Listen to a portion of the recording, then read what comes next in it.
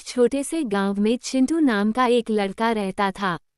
चिंटू बहुत ही शरारती और नटखट था, लेकिन उसका दिल बहुत साफ था। उसे जानवरों से बहुत प्यार था और वो अक्सर उनके साथ खेला करता था। एक दिन चिंटू जंगल में घूम रहा था। घूमते घूमते वह एक पुराने पेड़ के नीचे पहुंच गया। पेड़ के नीचे उसे एक जादुई बांसुरी मिली। बांसुरी बहुत ही सुंदर थी और उस पर कुछ अजीबोगरीब निशान बने हुए थे। चिंटू ने बांसुरी उठाई और उसे बजाने लगा। जैसे ही उसने बांसुरी बजाई, एक अद्भुत संगीत निकला। संगीत सुनकर जंगल के सभी जानवर चिंटू के पास आ गए। हिरण, खरगोश, बंदर, शेर, हाथी, सभी चिंटू के संगीत का आनंद ले रहे थे। चिंटू को बहुत खुशी हुई। उसने सोचा कि अब वो इस बांसुरी से जंगल के सभी जानवरों का दोस्त बन जाएगा। अगले दिन चिंटू फिर जंगल में गया और बांसुरी बजाने लगा। इस बार भी सभी जानवर आ गए और चिंटू के साथ खेलने लगे। चिंटू रोज जंगल में जाता और बांसुरी बजाकर जानवरों के साथ खेलता।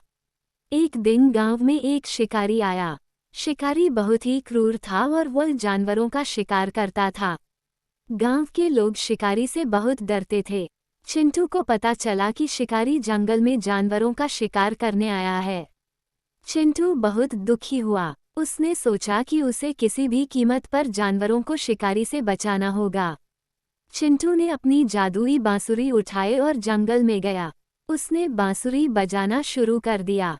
बांसुरी का संगीत सुनकर सभी जानवर चिंटू के पास आ गए। चिंटू ने जानवरों को शिकारी के बारे में बताया और कहा कि हमें मिलकर शिकारी को भगाना होगा।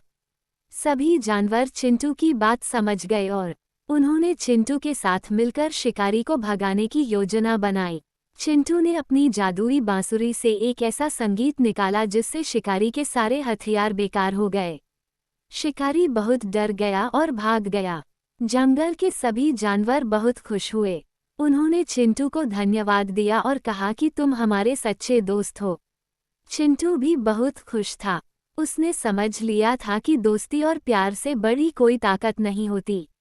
सीख: इस कहानी से हमें सीख मिलती है कि हमें हमेशा जानवरों के साथ प्यार से पेश आना चाहिए और उनकी मदद करनी चाहिए। दोस्ती और प्यार से बड़ी कोई ताकत नहीं होती।